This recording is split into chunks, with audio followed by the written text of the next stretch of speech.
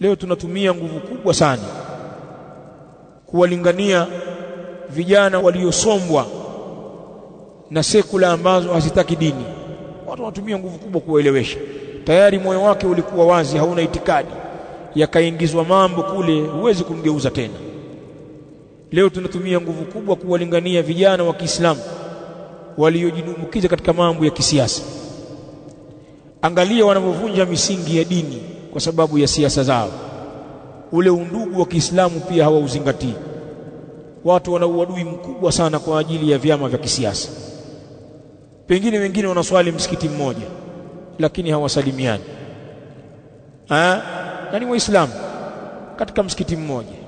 Kuna watu wamefikia mahali hawazikani, bali wengine hutishiana kudhuriana, kama nitakupiga. Wanaambiana hivyo. Wengine wanatishiana kuuana kwa sababu ya mambo ya kisiasa.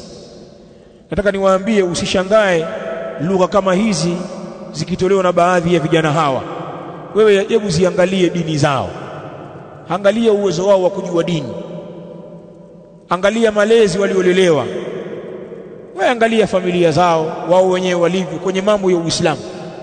Utagundua kwamba watu hawa kwa hivi wanavyokwenda ndilo jambo lenye kutarajiwa.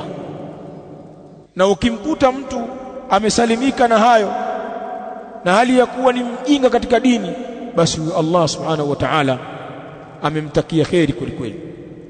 Lakini wengi watarajie mabalaa.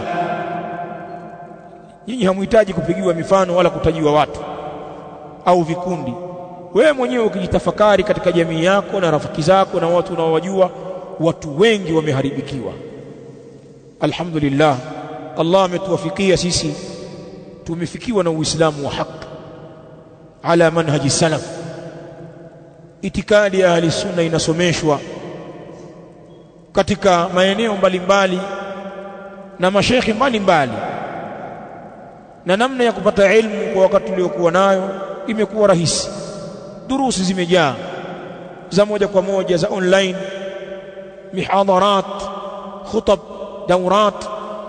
Yani ilmu ya haki inatolewa, ni wewe kufuatilia tu. Tubakie katika dini yetu na kusoma misingi hii ya imani na itikadi biidhnillahi alkarim. Hii ndiyo kinga baada Allah subhanahu wa ta'ala ya kusalimika na njia hizi mbaya walizopita vijana wenzetu. Na tuwahurumie vijana wenzetu kwa hakika, na tuwaombee dua, na tuwalinganie.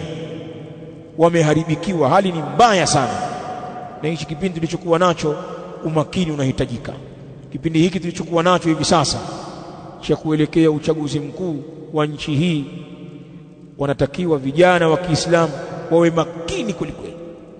Maana hapa ndiyo mahali ule undugu wa dini unapovunjika kwa sababu ya mambo ya kisiasa, mambo ambayo hutaulizwa kwa Mola wako wewe, alafu unayafanya ndio ya msingi ya kuvunja undugu na jamaa zako.